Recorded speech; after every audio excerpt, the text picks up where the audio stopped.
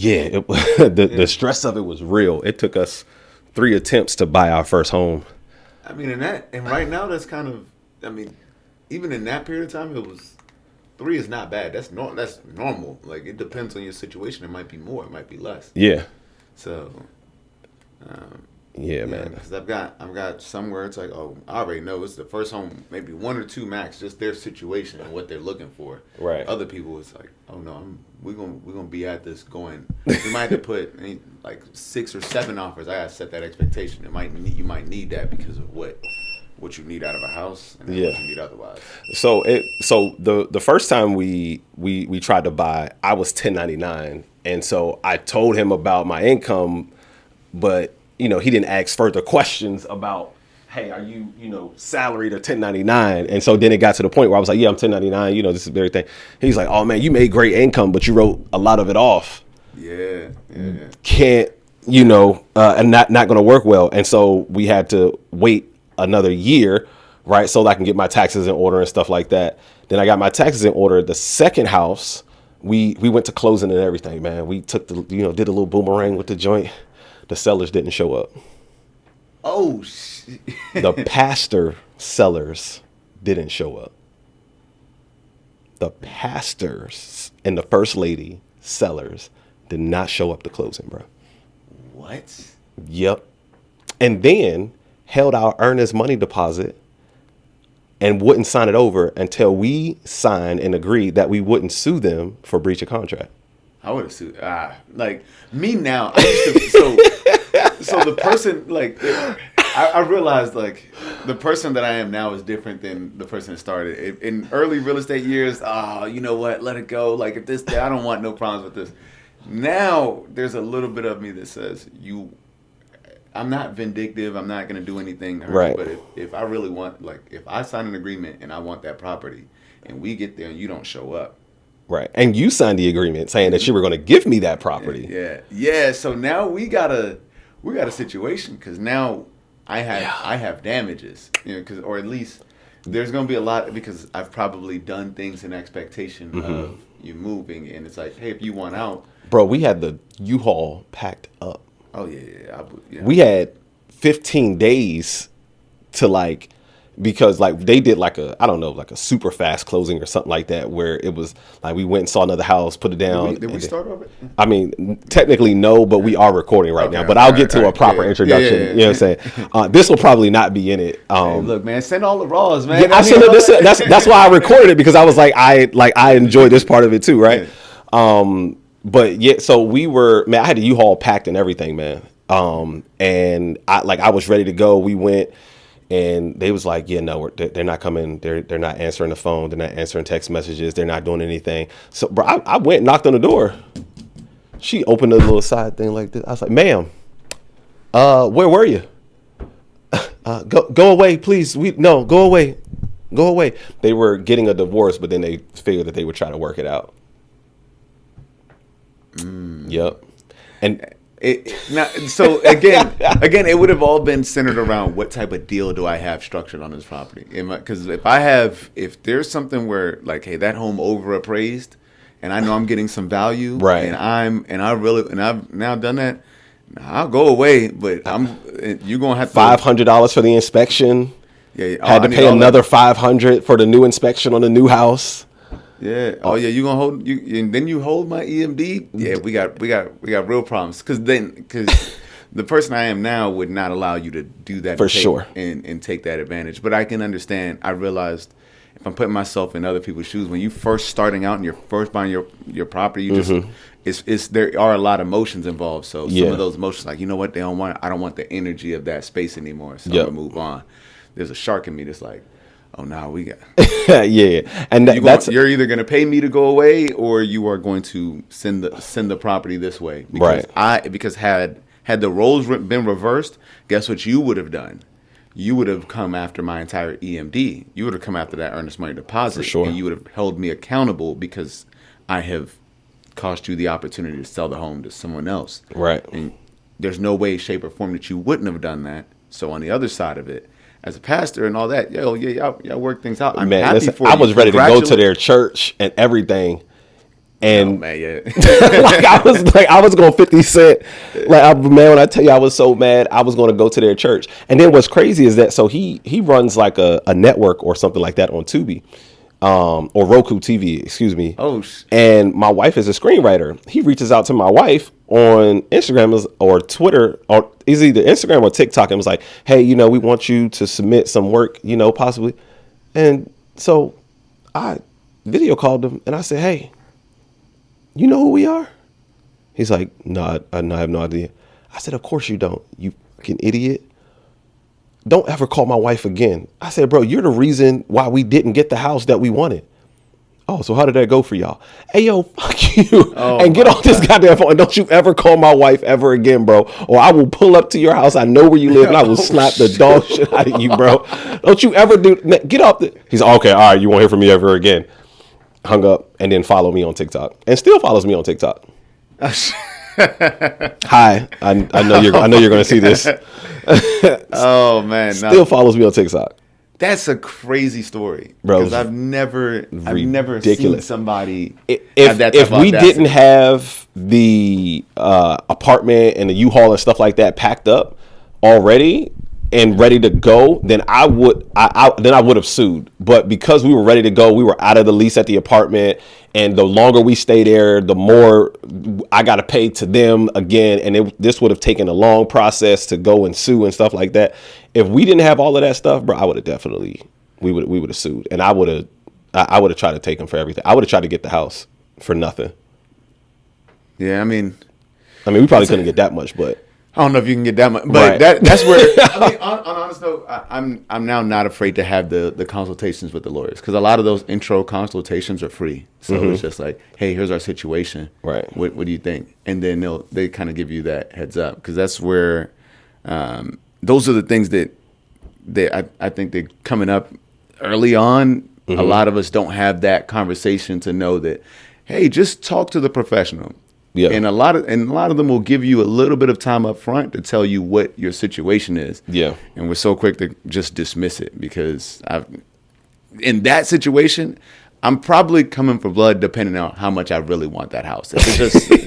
If I really want that house, I'm probably going to get it, but you got the U-Haul packed and you need something else, and that's going to take a much longer time. And then you probably need your EMD back sooner rather than later. Yep, because I got to put that down on the other house. And it's a money draining situation. So that's because now you're already ready to go. What'd you do in the meantime? So we stayed at the apartment, lived out of bags, brought a couple bags back in the apartment, stayed in the apartment for like 15, 16 days. And then, we found a house. We actually ended up finding a better house.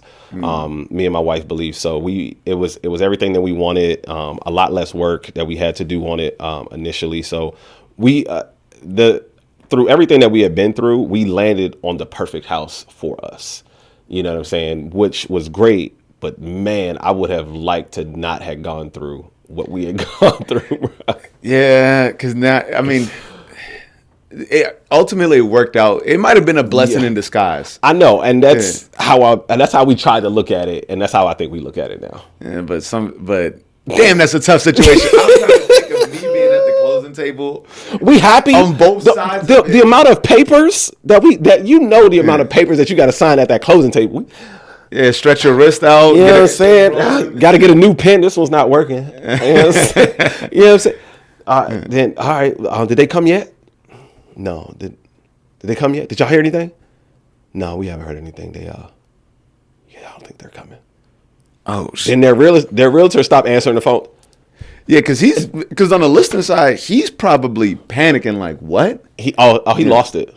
He lost it. Oh, He absolutely lost it. There's no way that I personally wouldn't lose it. But I would be reminding them on their side of it. Yo, you realize the position you won't put yourself in? Because legally, this is what they have to do. And I was just a part of a transaction where the sellers tried not to give the property. Mm-hmm. They tried not to give the property to the clients.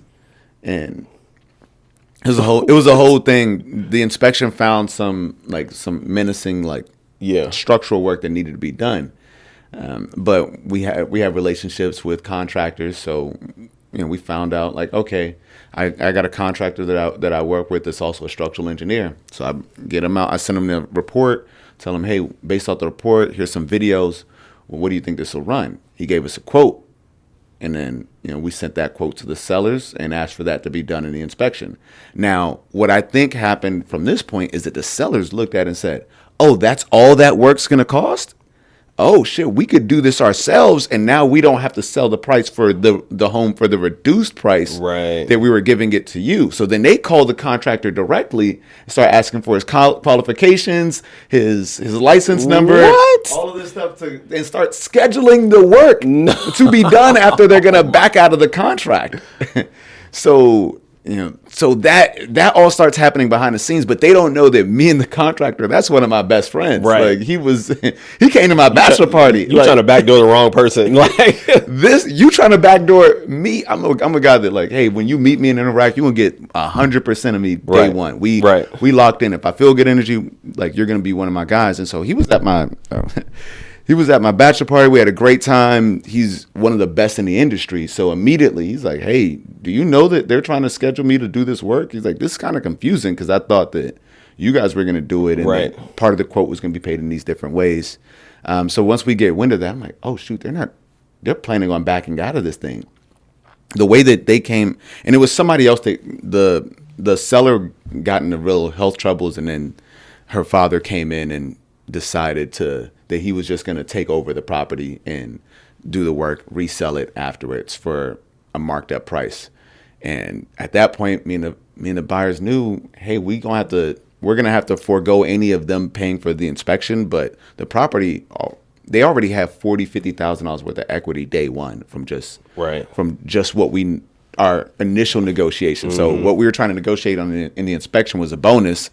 Now they started moving differently, and they weren't trying to sign anything anymore. So that's crazy, bro. So at that point, we just shifted everything. Like, okay, we're not gonna make y'all sign any documents. I got special approval from the brokerage to, like, on the documents that we have signed already. We're going to the closing table. We'll see you guys there. And they're arguing. Then they start arguing about little fees here and there, and different things. Getting real petty. Getting super petty. But ultimately, like, they sent a signed release saying, hey, we release you from the contract. They sent that over to us. Yeah. I already understand you can't release us from the contract. We have to, there's certain mutually agree. We can only mutually agree, or there's little things that can happen in an inspection that would give you that power that we're not even going to go near that. So we'll see you guys at the closing table at this agreed upon price. Right.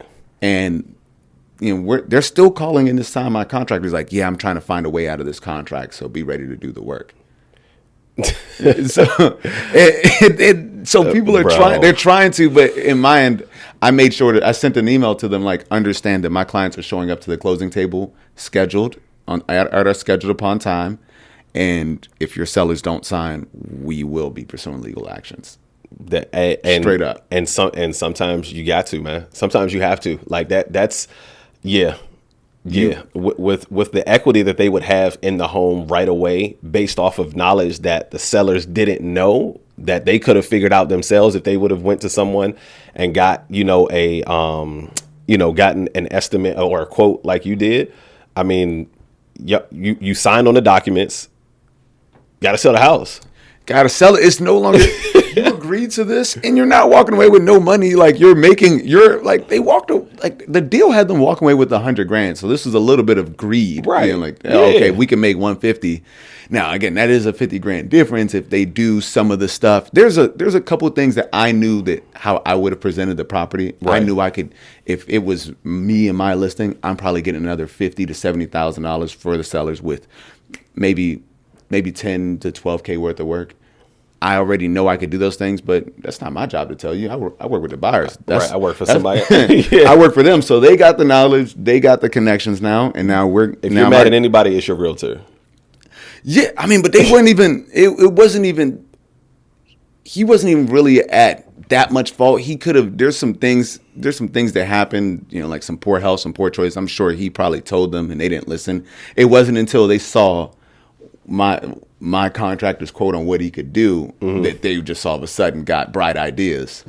And Sorry. I don't know that I could have changed anything, but at this point now I'm like, hey, sorry, not sorry. We're taking this property. You know, don't even worry about those repairs anymore. We got them. Yeah. But it's just people will try to do that. They'll try to and you do have to remind them. That's probably why they sent you that. They held you hostage in a little bit knowing your situation. So they pressed on whatever advantage they could. Absolutely. Said, hey, we'll give it back to you right now if you agree not to sue us. And you guys, I mean, in your situation, you probably didn't really have a choice because otherwise your money's tied up. Definitely did not.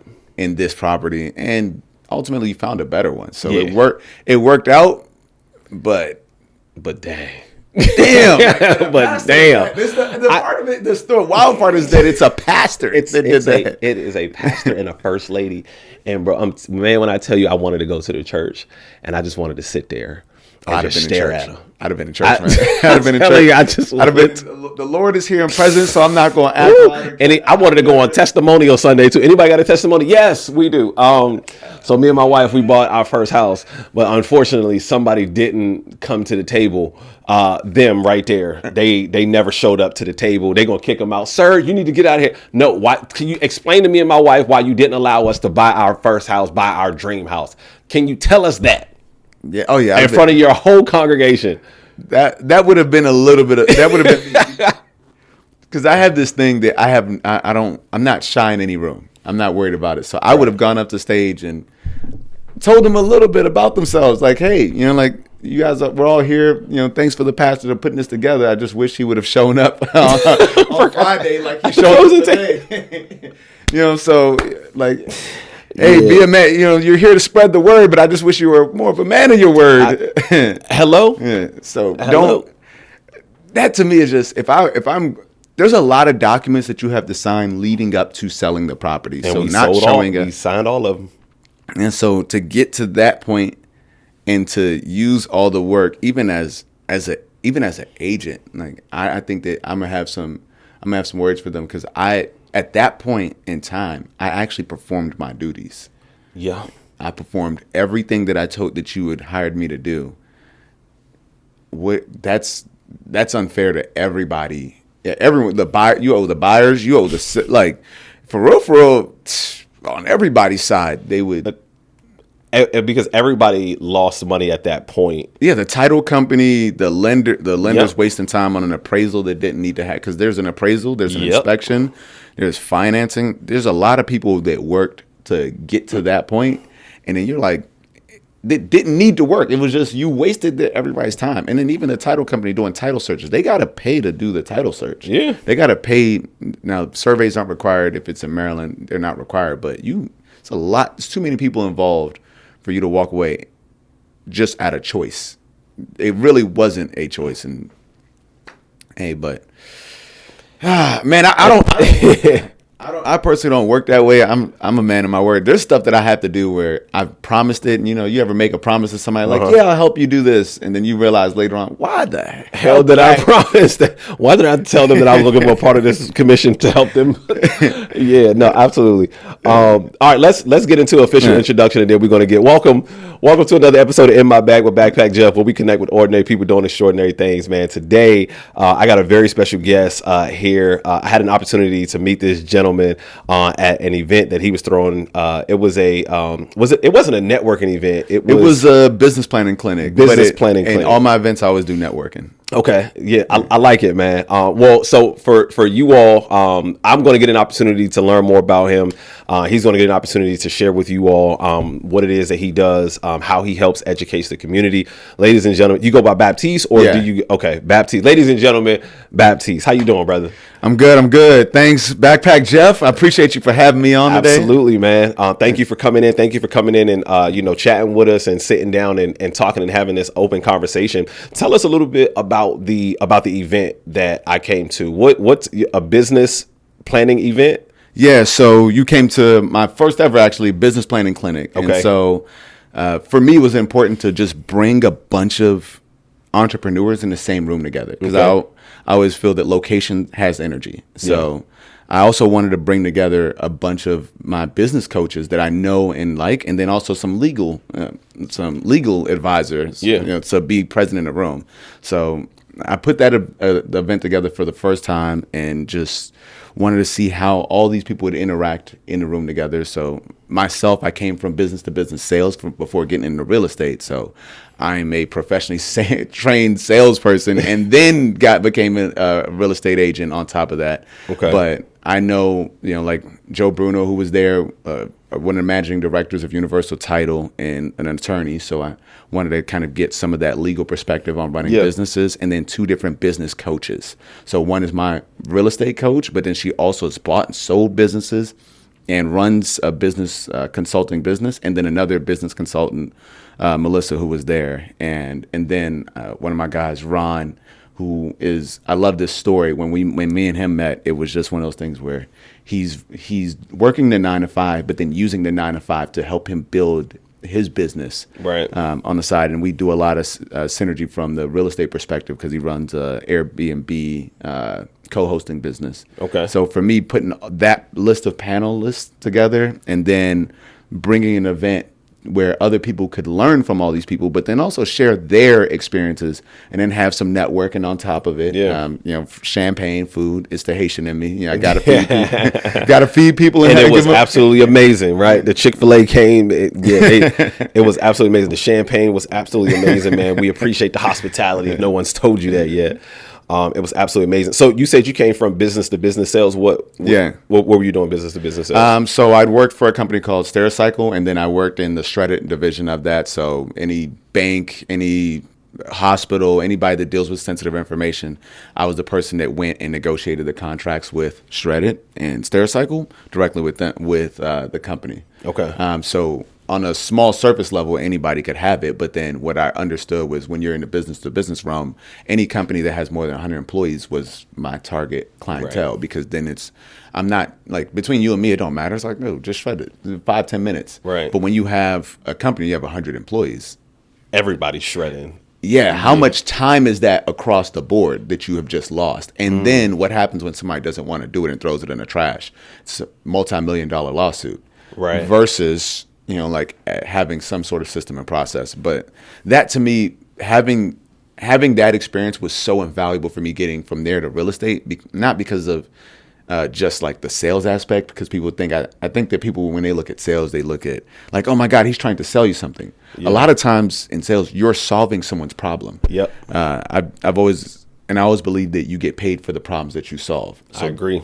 So Jeff Bezos is a multi-billionaire because he solved a problem that we didn't even know that we had. I didn't know that I wanted packages at my doorstep in 2 days. In 2 days. Right. So I didn't realize I even had that problem, but he solved it in a manner that was affordable and easy. Convenience. He really sold convenience to us as people, because a lot of times we're just subject to the stores in our vicinity, that we can reach. But now I have no idea where my son's baby clothes come from. I just know they come. I really don't. You know what I'm saying? Like, I got no idea what store they come from. I just know they come to the house. Yeah, dude, I stepped over packages on the way out the door today to come to the meeting. I'm like, oh, let me toss these in the house. Amazon is about to start selling cars, and they sell houses. Tiny houses, though. Hey, dude, I'm thinking about buying a tiny house, clearing a little plot of land on my place, and then dropping a little space, tiny. Man, I might have to be my own test dummy in that space. But did you see it on YouTube? Like, I did see it on YouTube. The practical applications are a little bit funny because no one wants to like unfold the house. You know what I'm saying? Like, and then can it be delivered? There's a lot of logistical challenge to it. Like, can it really be delivered to your house? Do you got to call contractors to set it up? So is it just $4,000 to $5,000 for the materials, and then you got to get the contracting team and all the other stuff? So all in build. But I think that would be that's going to be one of my fun projects later on down the line here. Yeah. But again, they're just getting into every space and he started out selling books. And so he took the books and then created such a business model around it, but then started solving people's problems that they didn't even know that they had yet. From books to things to TV, movies, all of those different things, to tiny houses, to cars. I mean, it's absolutely amazing, man, what he's been able to do. So So how long did you do the business to business? So sales? I How long did. you do Well, that? I was in business to business sales for 3 years Okay. for about 3 to 4 years. Okay. And then before then, I was in inside sales as a recruiter. And then before then, I was in management. Were you so you were always in sales? I was always in some more sort of. I'm always been in some sort of customer facing role where I'm directly dealing with the person, like hospitality, customer service, Yeah. management, inside sales, outside sales. I've always been in that type of role because I'm a people person. Okay. I always wanted to help people. And Gotcha. originally, when I graduated college, I just knew that I wanted to get paid to talk to people.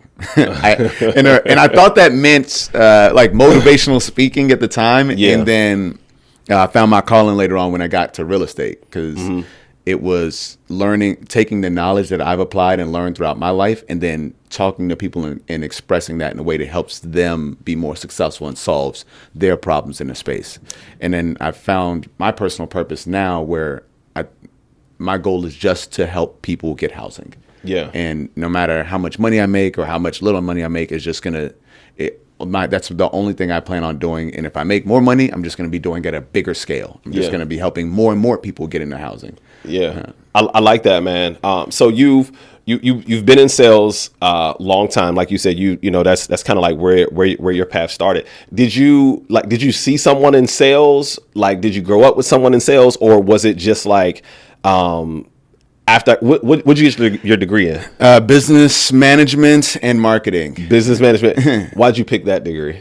To be very honest, it just came so damn naturally. Like Okay. It was one of those things where while I'm in college, I just kept taking business classes and Okay. I kept doing well at them to the point where I'd almost finished the entire business school like courses before doing anything else in the college. And I told my counselor at the time that I'm undecided in what I want to choose my major.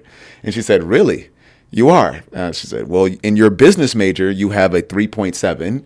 It's like, and all your other stuff, you have like a 2.1 in every other field. So Seems like your major was already chosen and maybe not by you. I just kept Consciously. taking. I didn't really make the conscious choice, and then it's like, well, you're already finished the marketing section, so you might as well just choose that. You'll graduate in 4 years. So when I graduated college, I'd gotten a bunch of grant scholarships, so I graduated with $10,000 in student loans, but I had $5,000 worth of refund checks in my bank account.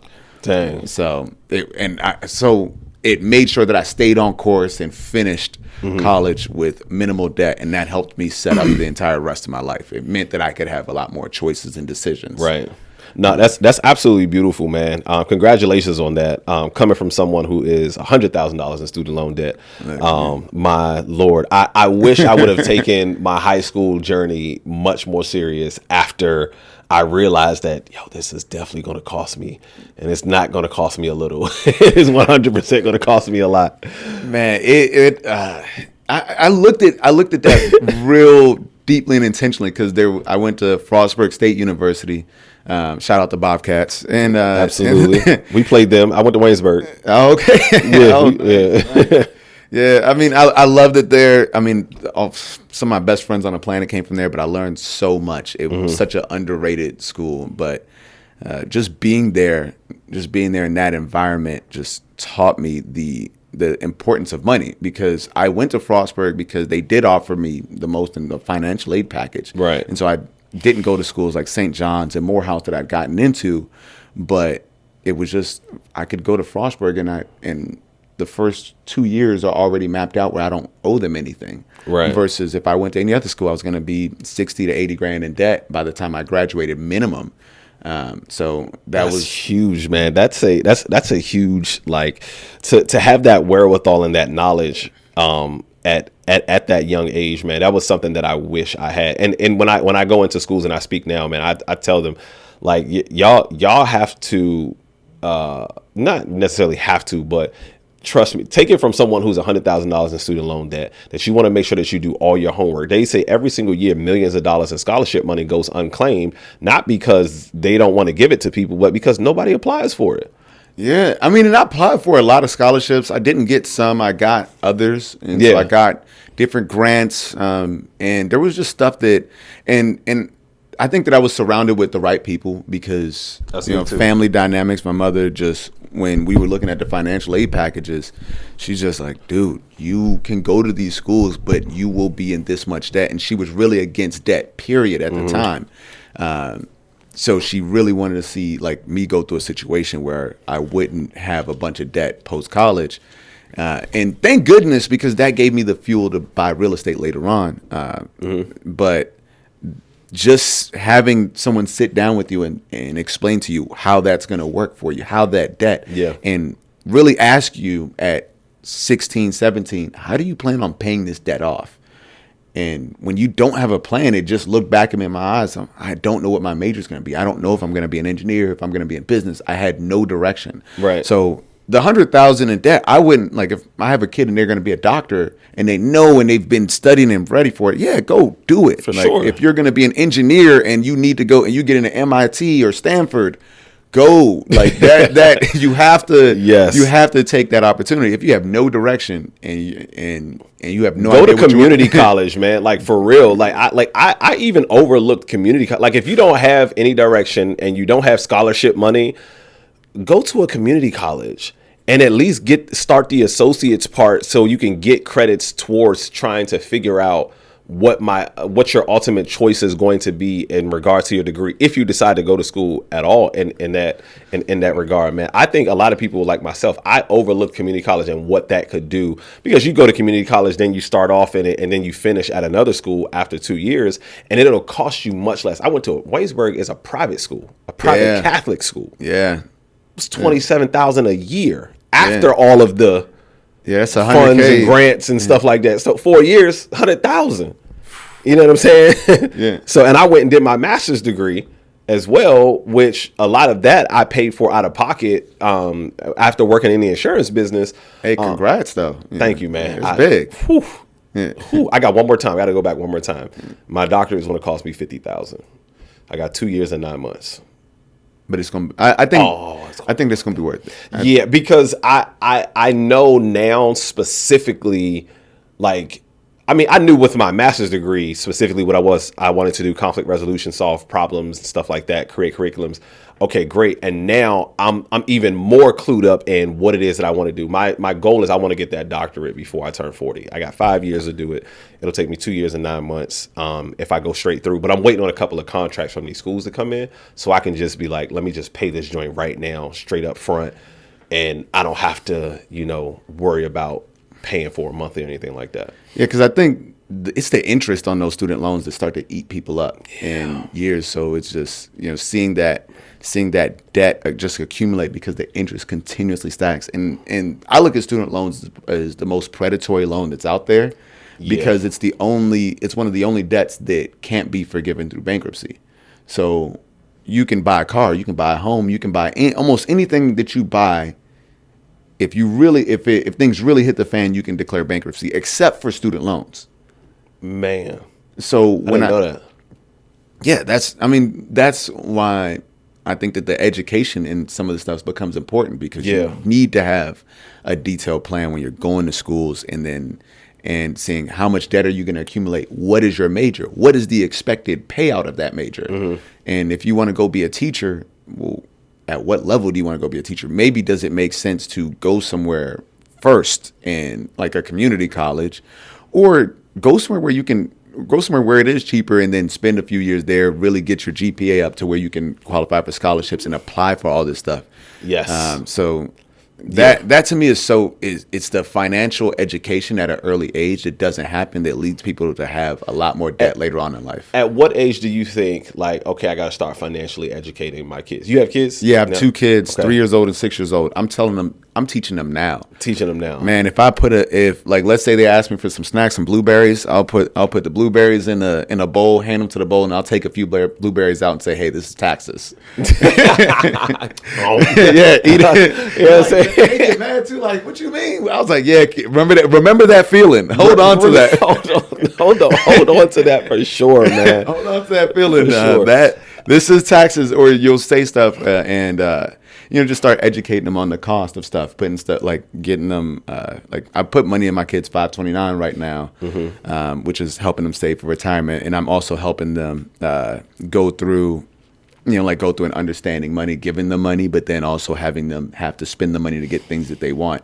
Right. So the financial education to me is going to start early, and then credit is going to start much, much earlier, 14, 15, 16, as early as humanly possible with the credit to put them in as good a situation as possible. Yeah. So that they'll have an understanding of what credit is. They'll understand how to leverage credit to buy assets, and then how to protect it if things, if things are happening behind the scenes, and even understanding deeper levels. What is business credit? How do you set up LLCs? So I want to give them that complete level of understanding. They'll do an internship with me, my whole family. I was gonna ask that. How do you get them to desire or include them in what it is that you're doing? Like, do you, like, when they get older, or sometimes that you like take them to the office? Do you let them like go with you to see a house or something like that? Like, what is that process like? Because I think when we're trying to get our kids interested in what their future looks like, kind of like, not like you need to do this for your future, but like you want to show them, and like you want them to be like, oh, this is cool, I get to come and look at this house, and now I know what an inspection is, and I know what this is. Like, what are some of the ways that you get them engaged in building for their future? So I'll back up a little bit here. So I've been in real estate now for 6 years. I bought my first house 7 years ago. So when I bought my first house, they say if you build it, they will come. My daughter came the very next year after I got my property. But I've been a homeowner for 7 years. I now have 4 total properties, 3 pure investment properties on top of my primary residence. Been a top agent with Keller Williams, so last year I ranked in the top 3% out of 22,000 agents in the DMV. Wow! So while I've always thought of myself as an elite individual, statistically I'm an elite agent. Statistically, I'm elite. You know what I'm saying? But just even on top of that, I practice what I preach. I've run Airbnbs. I've been a super host on Airbnb, and from my investment properties, I've practiced sound investment strategies in terms of getting into them at a low cost basis, renovating them, completely gutting them, and then putting tenants in them and allowing the tenants to pay off any debts that I used to acquire the property. Okay. So I've done all those things. So now where I'm at, I have all the knowledge, but it's also making that knowledge consumable for the people around me. And when in regards to my children, what I've done with them is I'll take my daughter on a tour of a property and let her see what it looks like to walk through a property. They know what I do. They know I'm selling homes. And I'm realizing for them, they're almost desensitized to it because it's natural to them. Whereas that would have been extraordinary to me at that point in time because of where I was coming up, and coming up in DC and Columbia Heights in the 90s. We didn't have the same resources, so now they're showered with resources, so they just naturally just absorb it differently than us, and they don't. I don't even think that they have the same level of like, oh, this is amazing. It's like, oh, this is what you do. Good job. So it's nothing like your kids to humble you as a parent, man. Like my daughter one day, her friends didn't believe that I was her dad. Because they saw, like, she was going through her TikTok, and then I came up on her TikTok, and it was a picture of me like signing kids' arms, and they got my signature on their arms and on their pants and stuff like that. They was like, who is that? She's like, that's my dad. And then they were like, no, it's not. That's not your dad. She was like, it's my dad. They were like, no, it's not. She FaceTimed me and was like, aren't you my dad? And I was like, yeah, why not? It was like, my friends think you're famous. I told them that you're just my dad. And I was like, first of all, ma'am, I am famous. Okay, to you, I'm just a dad. But I'm like, nah, but man, your kids would definitely humble you in that way. So with that being said, man, let me ask you this. So we, like you said, right, our kids are growing up in very different situations than we grew up in, right? Yeah. Do you feel there's any, because like I feel like our trials and tribulations made us who we are, right? With our kids not having to face the same trials and tribulations, do you feel like maybe they're not going to have the same drive as I need them to have in order to continue to push our family forward? Or like, how do you instill the drive while still showing them, you know what I'm saying, there are advantages that you have because of the things that you and your wife have done? Like how do you still instill these values and these principles in kids when they didn't have to quote unquote get it from the mud? So going back, I know you'd almost told me when we started this, you had asked one of the bigger questions, which was like, did you always know that you were going to be in sales? Or right. So from day one, I was always the guy that I'd go to school. I would go to the convenience store. I'd wake up the convenience store owners, buy out all of their little Huggies, and then go to school and then sell them for like 3 to 4x the price. Yeah, because they didn't have to walk to the convenience store. Right. I walked to the convenience store. I bought all the stuff. I worked to own a more convenient store. That's I'm here at school, so right? I sell all that, turn a profit, and that's how So I always was used to making money for myself at an early age, right? And then obviously DC in the '90s, totally different place. So I can't recreate the struggle now for my kids. Right. What I can do is still make them earn some of the luxuries that they do have access to. Okay. So educating them, because the main thing is that when you have to struggle so early on, it can put you in survival mode. So you forget that you still have to try to get ahead. That's good.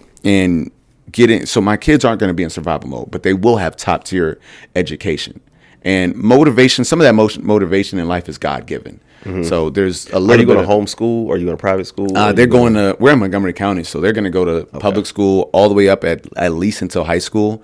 Now, once we get to high school, I do realize that high school has a massive impact on probably the rest of your life from there, because my environment changed when I went to high school. Mm-hmm. And what high school did you go to? I went to Archbishop Carroll in DC. Okay, gotcha. And it changed my entire life going to that school. So just being around Archbishop Carroll is like 95% black. So being and it's a private school, it's a private Catholic school. So just being in an environment where everyone is striving for excellence around you and you are ridiculed for not striving for excellence changed my entire mindset. And that environment, for me, that was the most impactful environment than struggling and working through things. It was just being in an environment where everyone around you is really trying, and if you don't try, they'll make fun of you. And the counselors, one of my counselors had the realest conversation with me today. I think I was struggling. My grades weren't great. I wasn't motivated. And she said, if you're not motivated to be here, leave. You're wasting your parents' money. You're putting that poor woman to struggle to have to put you here. And she's like, and if I were in your shoes, I would either man up and put in the work, live up to the talent that you have, or leave. And completely waste your talent, but for free. and that, when I tell you the light switch went on, and the thing for me is I had friends that were on the honor roll, I had friends that were doing really, really high level things at the school. So I just tapped in with them more. I just followed what they did. Mm-hmm. And my GPA went from like a 2.1 to the next semester, like a 3.0, then a 3.5, and it never dipped below that. Wow. And I did every sport in the school that I could. I joined every club. I just got motivated. I said, hey, if I'm going to be here, I got to really take every bit of advantage around here. But I don't know that I had never been motivated like that from the schools that I was at previously. Right. And it wasn't an education thing. It was just an environment thing. Just being in an environment where you have to really be hunting for excellence changed everything for me. So to me, the schools that we're in, my daughter's in the language immersion program where they're teaching her English and Spanish. So they teach the entire curriculum in Spanish in Montgomery County. So, and DC has language immersion programs too. So that if you ever look at property values in the city, you can go start to look at the schools, and then you'll kind of notice a big correlation between top tier schools, top tier property values. Right. And you can do that pretty much for every single city and county. So that's a note right there. That's an in my bag moment right there. Yeah. He's in his bag right now. Just so y'all know, we like to highlight these in my bag moments. That's an in my bag moment right there. Don't skip that. That's how I chose where I was buying my first property. It was, for me, transportation and resources and education, because I noticed that the property values don't dip below a certain level. Or if you do have a major economic recession, that the property will be the last to dip and the first to rise. Yeah. So that's what I was looking for when I was buying my first property. Where is there transportation or emerging transportation? So the first property I bought was a half a mile walk from the Purple Line. The property's appreciated by a few $100,000 in the last 7 years. That was the wealth play. But that Purple Line rolling through, whenever God foresees that it'll be built, will again will increase the value. More. And then if you're and I'm on the public policy committee for the Greater Capital Areas Association of Realtors, so I'm in some of those meetings where we're voting on what laws are going to be supported, and it's typically stuff that will. Anything that will increase housing supply, we pretty much vote for it. Right. That's a unanimous, not much fight. Might fight against the specifics, but we need more housing. Right. But seeing that, hey, in Montgomery County and some of these areas, they want to increase your ability to add more properties on single plots around areas of mass transportation. So knowing that that's coming, I'm like, hey, anywhere that I'm buying, if they're surrounded by metro stations, are going to be good areas. But circling back to the education piece, it's just that is what makes a major impact on our kids' lives. And for me, the way I plan on helping my kids, really have that motivation is, one, controlling their environment and making sure that they're in the best school systems possible. And it might be that they need to go to private school when they get to high school. I know that that's going to have a big impact, but where we're living right now is they're in amazing programs, but then to education at home from just the outside education. I have to make sure that they understand everything that I know has to be downloaded into my children. And I'm going to make sure that they have that education as they go, so that they have a higher platform than everyone else. And then on top of it, you still have to instill the work ethic.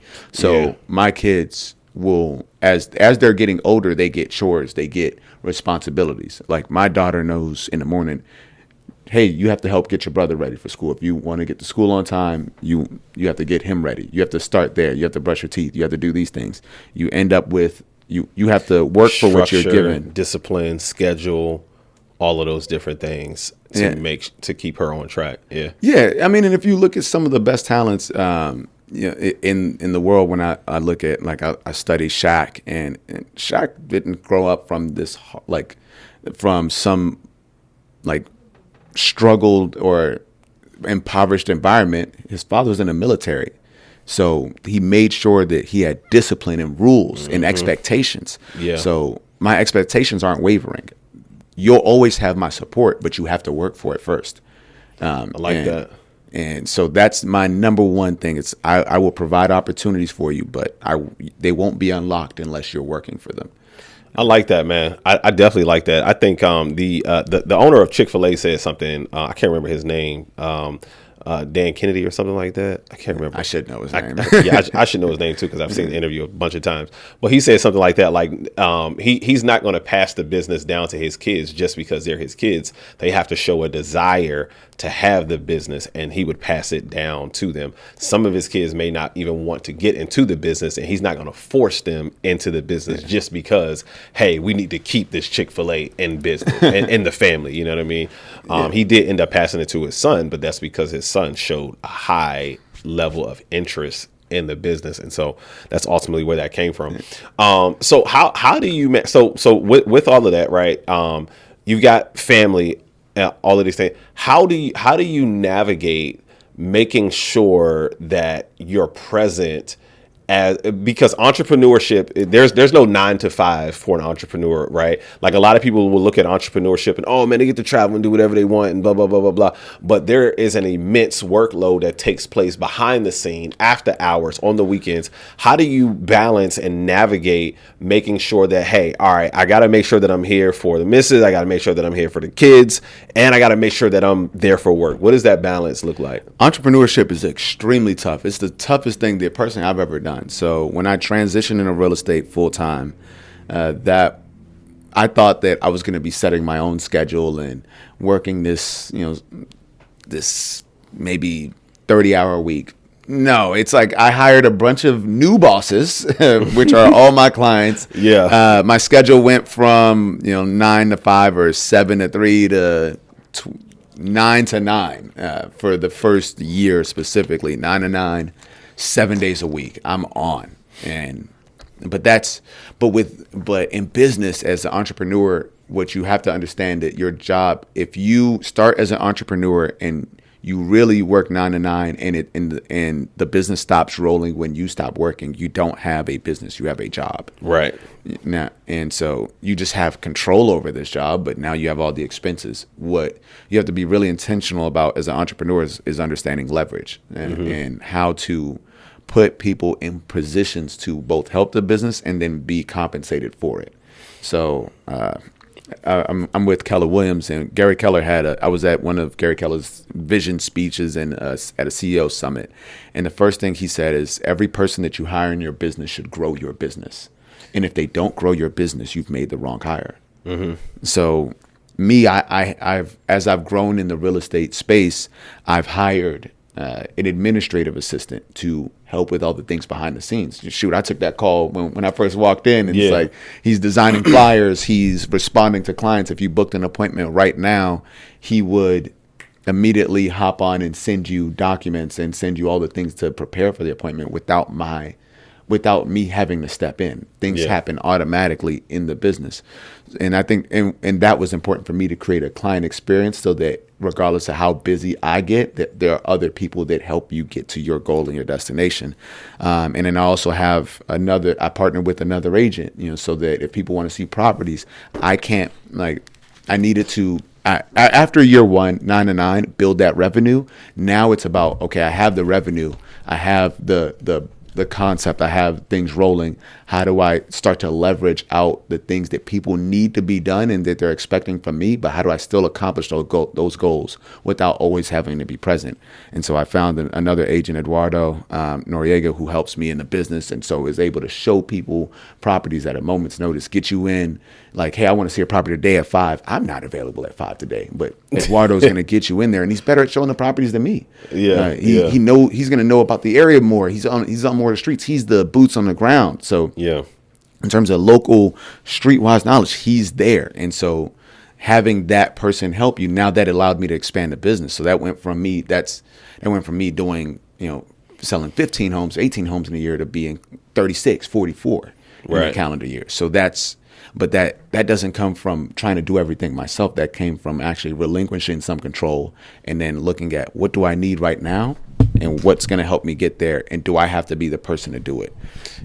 My ultimate goal in even my real estate business is to be more the chairman of the board and be focused on creating more development opportunities, but also giving people, when they want to buy homes, the best experience, the most access to grant funds and additional assistance so that you can buy a home and put as little down as possible if you want to. You don't always have to. If you want to put 20% down, great. If you want to put 3% down, great. If you want to, like, hey, how do I take $10,000 and buy a property, or how to take 5 and buy a property? Great. I have solutions for every step of the business and where you want to be. And I also take that knowledge and then help people invest, flip properties, buy and hold properties, set up Airbnbs, because I've done all of it in my sphere. So now I have the knowledge base, and when you create a business, it allows you to use more of your knowledge to impact the people that are coming in to experience the business. At some point, let me ask you this. Was real estate always exciting when you first started, or did it get exciting after a little bit of success took place? It's always been exciting to me. Okay. From day one. So my mother immigrated to the U.S. From Haiti, and had me here, born in D.C., and I love her. Never bought a property in the nation's capital. What? Lived in the nation's capital for 20 plus years, then moved to Silver Spring, and just never decided to buy real estate because it was so she was comfortable renting and didn't have anyone in her space to educate her about all the different programs and funds available in the DC. And so she used to always say, I don't have enough money to buy a home, but you got enough money to make rent the next month. So if you're looking in DC, she just didn't have anybody that understood, hey, HPAP, they'll give you at that time $96,000 to go buy your first property if you're going to reside in the city and you're going to reside in it as your primary residence. You just have to go through and apply if you really don't have funds. So, and then you don't have to pay any of that money or make a payment on any of those funds unless the only stipulation is that you're going to reside in it as your primary residence. That's where you're going to reside the entire time. And then if you sell it, you give HPAP their money back. Well, hey, if I get to use $96,000 of your money to buy a property, I don't ever have to pay it. I don't have to make a single payment towards it. No interest accrues on it, none of that. Right. But I get to own an asset that subsequently goes up in value. So what? And then when I sell it and that property's been appreciating over the years, hey, that original $96,000 that you lent me, I can here's that back to you very easily, and still made a couple $100,000 profit, especially during that time. Yep. And one of my best friends, his mother bought a property in near Petworth, actually Parkview, and that bought it for $100,000 and maybe $10,000 back in 2004. Property's worth about $1 million right now. I know. So. Same neighborhood. I walked to his house from my house. Used to walk to his house every day, right? Like that's everyday walk. Both people immigrated to his mom immigrated to the U.S. Both people immigrated at the same time. The only difference is one didn't buy real estate and one did. So to me, having the knowledge, seeing that transpire, seeing the gentrification of neighborhoods in D.C., it was exciting to me getting into real estate because I understood the power that it would have to change my financial future. And as I got into it, when I helped my first person buy property, it changed his life forever. Yeah. He went from being paycheck to paycheck. Immediately, one of my best friends, Kavon, he bought a property. 2019. Mm-hmm. The property's now up maybe $100,000 in equity. Mm-hmm. In those years, he's subsequently put a solar panel on.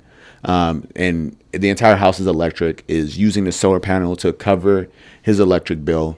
House hacked the entire house. Strategy that I worked with them on. I'm like, hey, look, you're already splitting rent. Why don't you buy a property and have them pay into you owning the property? So now he's accumulated equity over the 5 years of owning the home.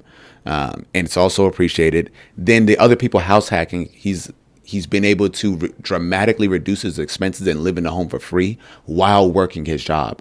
So he went from check to check to being predominantly financially free. During the pandemic, was spending months out of the country just because he could, because his home expenses were taken care of. Yeah. And so watching that completely transform his life for the better, that was the first little taste of success. And that gave me the validation to go full force into real estate. I got you.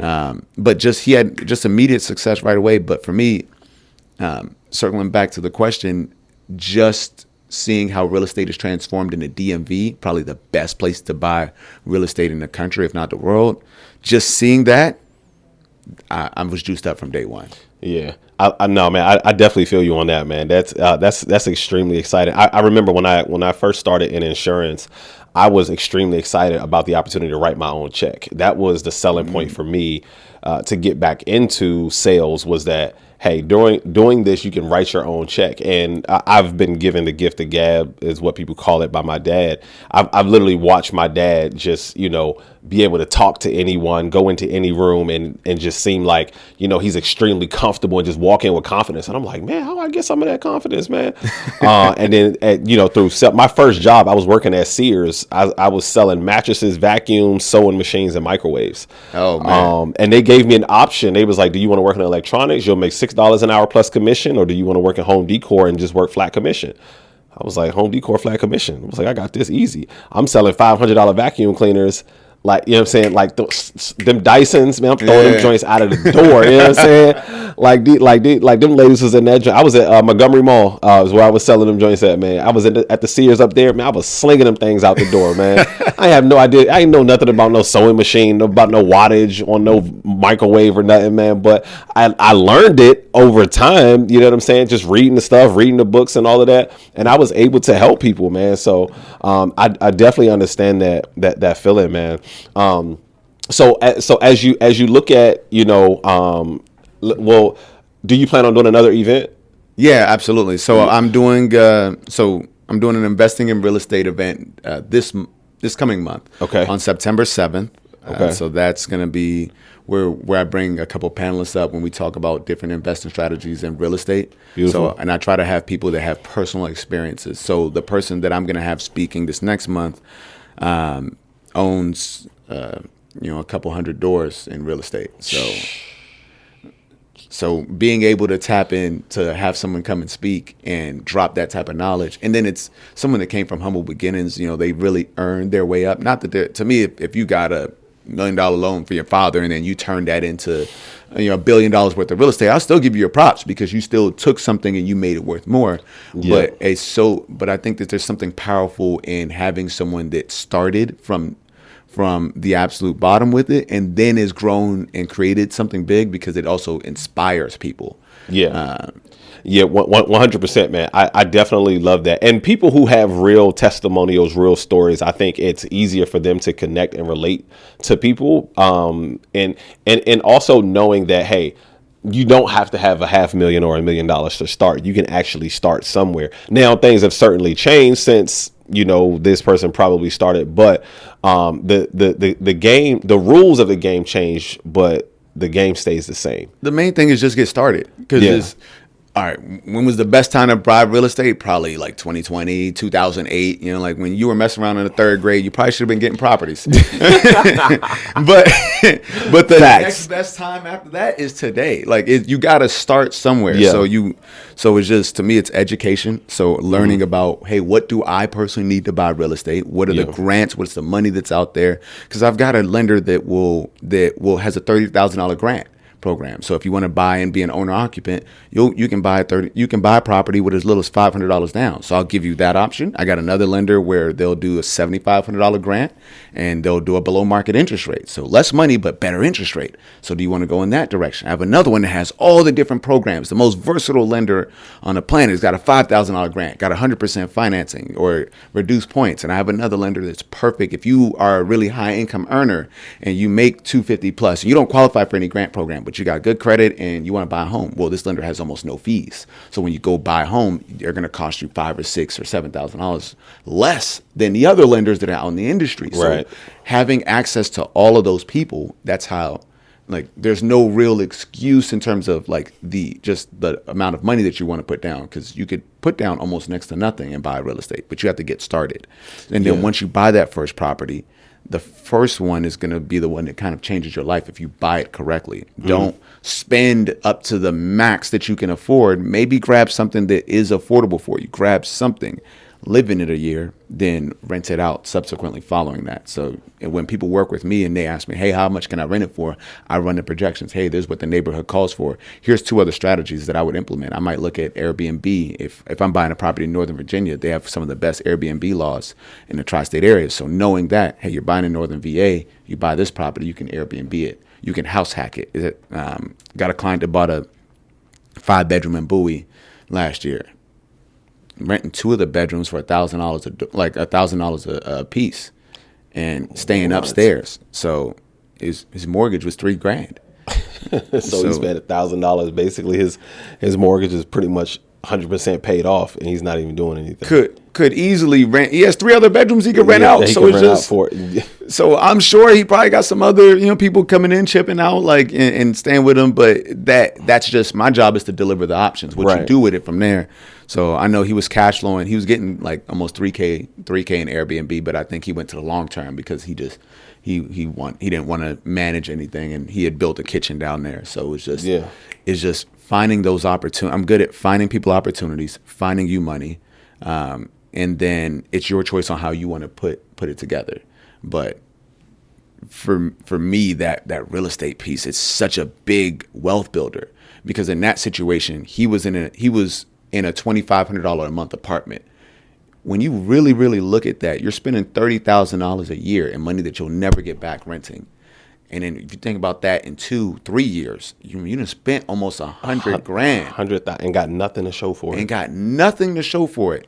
Now I've reduced your expenses. You're living And I really gave you a pathway to, if you really wanted to get freaky with it, you could have rented every room out for a stack a piece. Yep. And then lived in the other room. So you got 4. So you would have been cash flowing living in there. You could have been more aggressive. But that's for you. I help show those. I help put those plays together and allow you to take advantage of them. But he came to the table in that scenario with $4,500. We used a Maryland mortgage program, which will cover your down payment, and then we negotiated almost full closing cost help on the property. Got almost $17,000 in closing cost help from the seller. Damn. And that's negotiating. That's negotiating at its finest, ladies and gentlemen. My G's. So when you come to the table with $4,500, for him to even rent his apartment, he had to go to the complex with $5,000.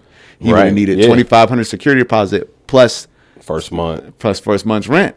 Yeah. And instead, I got you a property, and you're living in the property. It's appreciating. It's worth almost like $70,000 more than what I sold it to him at. That to me, I love seeing those stories and seeing how people's lives are being impacted by sound financial decisions. Yeah. And so I look at myself more as a consultant than just a real estate agent. The license allows me to have access to see the properties, but my knowledge is what makes me valuable to people. Yeah. No, absolutely, man. I think, man, that's absolutely genius, man. And it's not just, and that's what I talk about, the difference between a transactional and transformational relationship. The transaction just being, I'm just going to sell you the property, but I'm not going to help you. I'm not going to teach you some things that you can do in order to make this property work for you in your best interest. Because a lot of times we just see it as, I'm just going to buy this house. You know what I mean? Then I got to figure out a way just to pay for this house, not knowing and understanding that, well, I can rent out some of these different rooms. There's different house hacks. A friend of mine, man, she was renting out all of her rooms and living in the garage. And I was like, oh, you super house hacking over there. Like, like you going ham right now. Yeah. I love seeing those stories sometimes because it's impactful because while she's staying in the garage and all those rooms are being rented, that's a moment in time. She won't have to do that forever. If she continues doing that for 2, 3, 4 years, the amount of income that you're allowed to put away can be so transformational as you continue to invest those funds. Yes. For me, my first property, I buy it in Silver Spring. I know the purple line's going to run through there. I know it's going to appreciate really well. It was a 3-bedroom with a basement. I renovated the basement. I put the basement out on Airbnb. The basement was bringing in almost $2,000 a month. My mortgage was $2,200 at the time. So then, my then girlfriend was helping in on the expenses. So while I'm living at the property and I'm responsible for the property, I'm cash flowing while living in there. Yeah. And then that 1.5, 2 years while I'm doing that, daughter comes but the basement's still churning, bringing in advanced funds on Airbnb because it was ranging between $1,800 and $2,400. So, and that person's not in my space. They have their own entrance and exit. Didn't even have a kitchen down there. It was just it was a 1-bedroom, huge basement space. And it just worked and brought in a lot more income than it could have generated with a long-term tenant.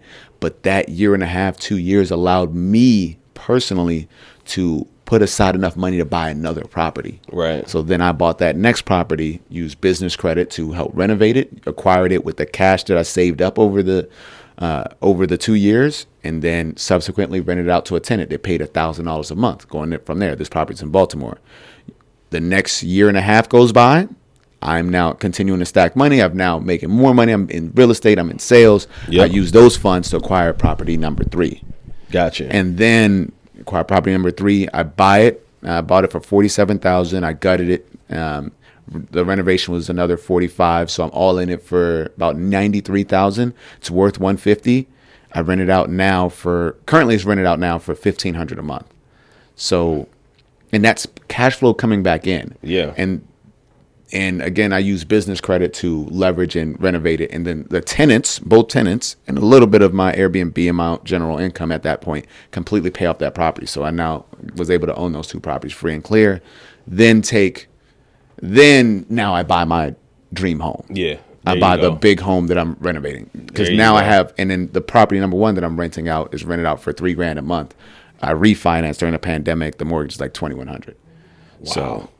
So that all those plays happen, but it doesn't happen if I don't get started. Yeah, with that initial renting of the basement on the Airbnb, and then everything from there started to fall in line, man. Yeah. And that happens through growth, man. Like a lot of time, like I don't think you bought that first property saying I'm going to do this and then I'm going to do this and then this is going to happen. Then I'm going to do this. It was, I don't know. You can correct me if I'm wrong, but it was like, okay, I'm in it and then I'm going to do this. And then, okay, I'm going to make money. Okay. I got the first one. Okay. Then I can make more money. I'm in real estate now. I'm going to be making even more money. Okay. Now let's do. So it's like the more you go, the more you learn along the way and the more that you can actually start to implement into your life. And now you're in a situation where it's like, okay, I mean, still learning more, you know what I'm saying, right now. And now I can implement even more because Airbnb may not even have been around. Airbnb, how old is Airbnb now? It's old. There's people that like I got lucky that I worked for a company a while back and I was the number one manager at this company for a year straight and could not get a promotion. Could not. Like, you're the number one manager. Every single one of your peers respects you to the point where they say, hey, he's the best. He's the best among us. And I can't get promoted because there was no metrics to the decision. It's someone up here that maybe likes this person over here better and they're going to promote them. So when I subsequently leave that, I take a trip to LA. I go meet one of my mentors who's now one of my best friends. He had 4 Airbnbs across the country, jamming and rolling. And this is 8-9 years ago. Mm-hmm. So that was my first little taste of, okay. Oh, yeah. This is we could you do this? Like, for real. and so that's 9 years ago. And he was, I want to say the metrics back then, he said his Airbnbs were bringing him in $2,500 a property. Wow. Like net after, right. after expenses. So he did it at a really high level. If I look back in time, I regret not going harder. But again, I at least got in the game. And I think there's so many times people look so far that they forget that you still have to take step one. Just get in the game first, and then from there, it's much easier to move. Yeah, no, man, I'm at 100%, man. Like I look at, man, I'm so happy to be able to hear your story and to be able to learn from you. So, and I know, you know what I'm saying. You know, people will definitely take a lot from this, man, because I think a lot of people look at that first time home buying thing as sometimes it's extremely scary. It's not as scary when you're going through it with someone who is as well versed and as knowledgeable as someone like yourself. So it makes that process much easier. What's next for you as you kind of continue, you know what I'm saying, through this journey of entrepreneurship of life? You want any more kids? No, I'm good. I'm good. Good on kids. Yeah. I'm looking forward to the stage in life where my kids are grown. Yeah. And I'm supporting them in their goals and wishes. And I want a bigger family, but my kids, I am now going to entrust that to them when they get of age to continue the family line. I'm good. I got a boy, I got a girl, and they're 10 fingers, 10 toes, smart, and you know, they're both beautiful, handsome, and gorgeous. So I'm blessed in every way. So and I know that, you know, sometimes the hardest thing is when you at the casino and you're up. I gotta know when to hold them, when to fold them. I'm good. You know what? Let me just take my winnings and let me go. Well, because I mean, my goal is financial freedom. I want to continue to acquire real estate myself and my personal goals. I want to continue to be one of the leaders in my community and show people that it is possible to acquire real estate and it's not an impossible goal.